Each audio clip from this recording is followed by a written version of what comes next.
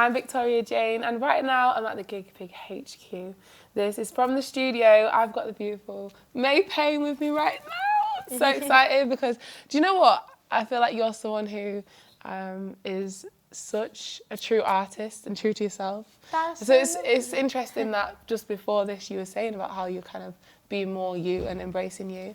But I feel like your music is very open and honest anyway. Sick. Thank you. That's such a nice little Yeah. Yeah, that's lovely. Yeah.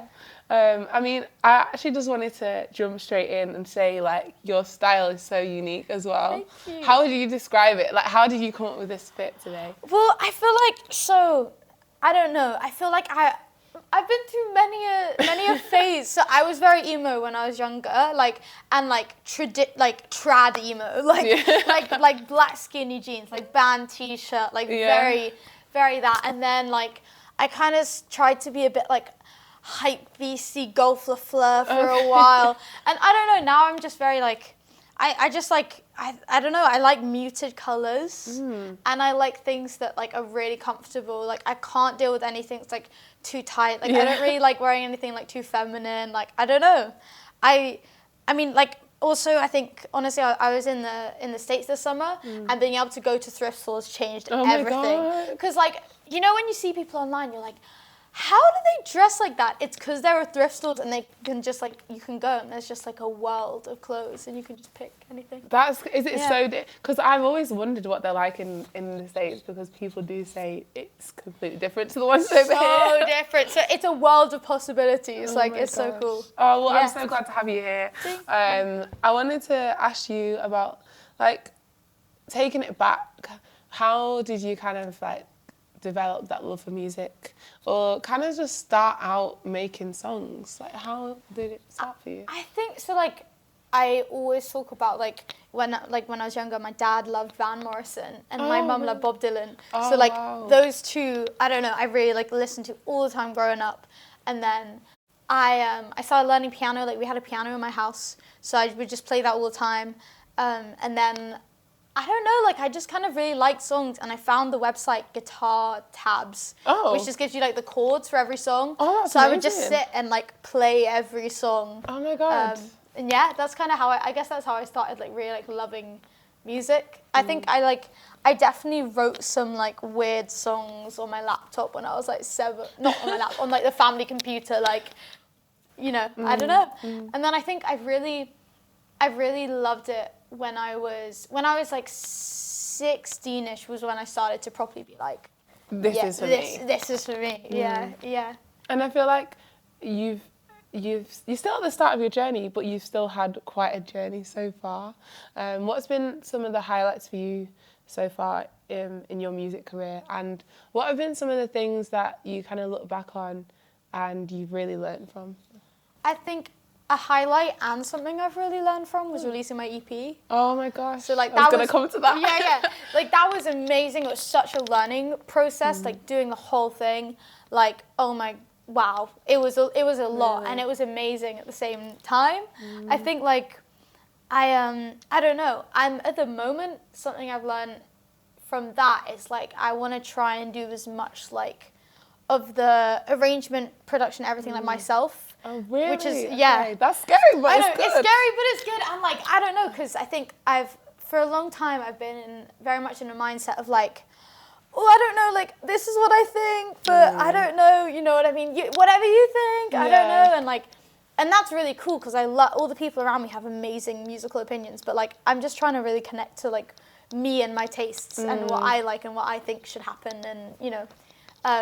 So yeah, that's something I learned from that. I guess another highlight, definitely, like, we went on, I say tour, it was like 3 days, but supporting Still this, a tour. Still, and I was like, tour. I was like, guys, I went on a UK tour. I went on a UK tour. It is a tour. And it was supporting this band called Neve, who are from Germany. Yeah. They're really cool. Like, they're almost like, they remind me of how I used to love bands when I was younger. Like, the people in the crowd, I was like, I see myself in you. And that was just really cool. It was just so sick playing in, like, proper venues to, like, proper crowds and stuff. Was that your first tour experience? Yeah, first and only. Wow. First and only. That's so insane. That's cool. And that was this year? Yeah, that was in May. It was at the start of the year, I feel like. Yeah, that's insane. I feel like it's so great to see that you've had this tour experience. It's the start of many, I'm sure. Was it what you expected? It was. I mean, I didn't know what to expect. Honestly, I think sometimes like, when I'm really stressed about things, I like, think about like, but sometimes when I'm stressed, I'm just like, I'm not thinking about it. I'm just going to do it. And I did that, and that was really, really fun. It was so cool. It just, and another highlight, honestly, like that in the same way, just made me have this like feeling of like, oh, I really want to keep doing this. Was I played like my uni did like a gig, and they do this gig that's like with a band, a session orchestra, and I like got the support slot, and I got to arrange parts for this string octet to like, play with me and my band, and that was just so cool. That's like a surreal thing. It was sick. I just loved like being able to work with orchestral instruments and like being on like a big stage. Yeah, that's so fun. It's just when you're on there, it's just a moment that you just cherish so much. Yeah. I mean, let's go back to your EP, because I know you mentioned it, and it's such an exciting thing that's happened. Like, how was it actually making that and being in the studio, or like recording it, writing it? What was the process like for you? So two of the songs are like honestly some of the first like proper songs I ever wrote. Really? Like when I was like 16 or 17. God. Yeah, like the first song and the last song are like old songs, like really old. I would never have guessed that. That's crazy. So and then the middle two are like more new. I guess like so like writing it was funny because it's like those songs had like already existed for a while, and like in my head they were just so part of like the May Payne canon that they just had to exist like in the world. So I was like, they have to be in there. Yeah. And the other two, I kind of wrote how I write all my songs, which is just very like an idea hits and I just blurt out, and then it's there, and that's the song, and like it's really hard to touch it. So kind of like a freestyle, kind of. It like I remember like someone said to me recently, they were like, oh, like I feel like you'd be so good at freestyling. I was like, that's, and they were like, but that's how you write all your songs. And it's true, like I literally just play and and like after that I find it really hard to change it. Like I'm very bad at like editing lyrics or like, and like I can do it if I need to do it, but like it is very much more of a like, okay, that's the song, okay, cool, that's it. Like, and then it's done. Let's send it off. But yeah, recording it and producing it was a lot. Like we did, all the recording was like DIY, like we weren't in the studio or anything. It was like, well, we were in like That's why I was like hesitating with studio. Was it like? Well, we were in rooms at uni and stuff, and just kind of using what we had. That is insane. It was really cool. Like Noah, who I worked on it with, was just like, he's just amazing. And like we're really lucky that we know so many people who are like, yeah, I can lend a mic, or I can, you know. And then it was just me and Noah that kind of sort of producing it together and being like, let's add this thing. But it took a while. It was a long process. I think like I sat on it for a while, you know what I mean? I was very like, and I think that has value, but I think in the future I'm going for a way more like, let's get it out. Out. Like the song's the song, let's play it, like let's have fun and like let's capture it. And it doesn't need to be polished and it doesn't need to be shiny and, you know. I think as artists we tend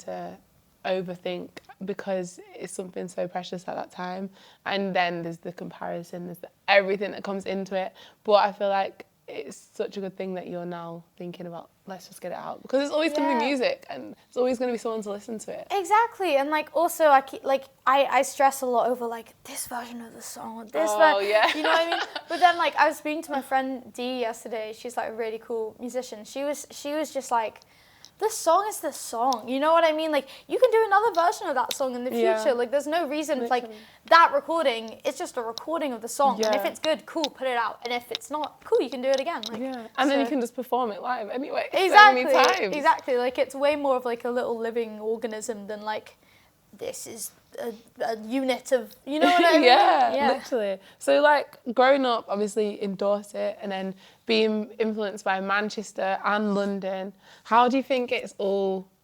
kind of affected you as an artist and like your sound now as well? I think growing up in Dorset, like there was just like a lot of silence. Like, really? Okay. Which is that's like nice, though. Yeah, exactly. And like I don't know, like I said something once that's like a bit cringy but also a bit true, that like if there's a lot of silence, you kind of make stuff to fill it. And it kind of felt like that. Do you know what I mean? Like there was a blank, like, 'cause I just lived in the middle of nowhere, so there was a lot of quiet. So I think, you know, that definitely influenced me. And then I think coming here has been huge though. Like, I don't think I would be nearly, like I wouldn't be where I am if I hadn't come here at all. Really? That's a big statement. I really think so. I think like, it just gave me so much confidence to come here and like be surrounded by so many musicians, and like, I don't know, like I felt like there was a real community, and like there was just so many people who were also doing it, who you could say, hey, like what? Because I didn't know, like before I came here, I didn't know how you release a song. I had no idea at all, and now I've like done all of it, and you know what I mean? I wouldn't have been able to do that. That's insane. Well, we're proud to have you in Manchester, at least. I mean, you was on your tour, you've done the EP, you've been on a little bit of a journey already. What are some things that you kind of want to achieve in the future, or like big like dream moments that you just want to really tick that off? Yeah. Bucket list, that was it. Bucket list. I think bucket list, okay. You know what? I never like really had that thing when I was younger of like, I'm gonna play Wembley. Like I'm like not very good at like dreaming big, but like, I don't know. I would love to support some of my favorite artists. Like there are some people I would love to support or to like be around the music, like Big Thief. Like that would just be insane. Oh wow. I think honestly, like this is so like funny to say, but you know the Sphere, like the dome, the Sphere. What's it called? Like in wherever it is, where it's like the screen on the inside, like and it's like a big dome. Yeah, it's like a venue. I know what you mean. And it's like a screen the whole way around. Like it's like an immersive. It's like you're in a bubble. It's not in the UK though. That no. I know what you mean, but I don't know the name. Yeah, so that's a big part of the dream. Actually playing a gig out of the UK. Do that first. Do that. Do that. That's what. But like I saw like U2 or someone played it, and like it was just like you were in this world, and I was like, that was one of the first times I've been like, I would love to play that. Like that would be so crazy, insane. I can imagine that happening. I feel like that's within your reach. Like, it's all part of the journey. Like that's why I love asking about these things, because you never know when that might happen. Yeah, seriously. Honestly. So I was gonna ask, what is in store for next year? Like what things have you got coming up? So I'm in the studio recording my next EP, which is really exciting. We actually had our first session like 2 days ago to start recording new songs, which I'm so excited for. Like I feel like I have this like excited energy and like creative, like that I just haven't really had before. Oh, I love that. That's like really it's like good. a real new a new feeling. Yeah. Recording that EP. Releasing that EP. I mean, I hope it's not ambitious. I'll definitely have released it by the end of next year, I hope. Yeah. You never know. I don't want to curse it, but hopefully, I would love to you know what would be so cool, like doing like a really cool like support gig. It doesn't have, like, maybe not Big Thief, but like a support gig would be really cool. I can imagine. That will definitely happen. I can see that happening. And like at the moment I'm completely independent, so like no manager, like no anything at all. So that like, is amazing. Yeah, it would be. I'm like, I will continue on as long as I can, but like maybe that would be really cool if that also did happen next year. Do you know what? I feel like it's so hard being an independent artist and doing everything yourself as well. But I feel like it's something that every artist should do, so then they know like what to expect, and they actually know about the business side of things, or just like looking after themselves before they bring someone else. No, exactly. Like you know what I mean? Like I released that whole EP myself, like all the promotion and everything, and like crazy. Then like I'm so glad, and like even just managing my time and like making. I get really scared of decisions. I'm really bad with decisions. Like I ask, to be honest, like any decision, I will go to everyone around me and be like, what do you think? What do you think? No, what do you think? What do you think?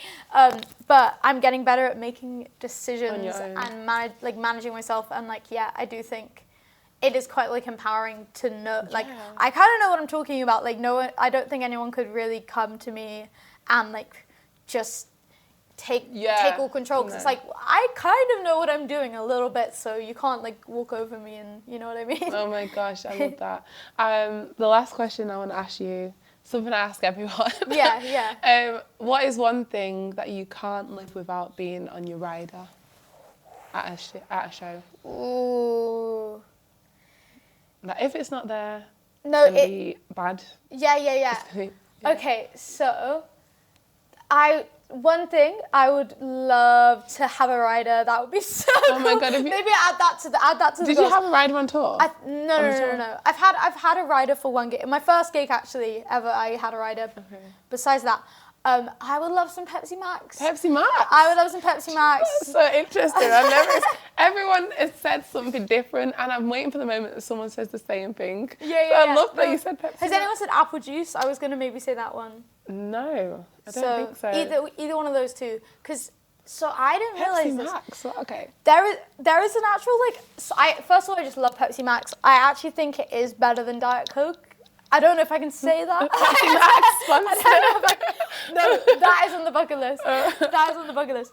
But May Payne presented by Pepsi Max. Yeah. I love it, but also there's a chemical in it. Not a chemical. Well, it is. Everything's chemicals. Yeah. Everything's chemicals. Yeah. But like one of the like fake sugars that they put in Pepsi Max makes you produce more saliva, so it's good for your throat. That's crazy. You know what I mean? Like if you get a dry throat, like I didn't know that. Even just I speak a lot. I speak quite loudly. Like I get it, so it's. That's mad. Yeah. Well, you taught me something new. Yeah, a little trick. Oh my gosh. Oh, thank you so much for joining us on the show. It's been nice to chat. Make sure you check out May's session from the studio.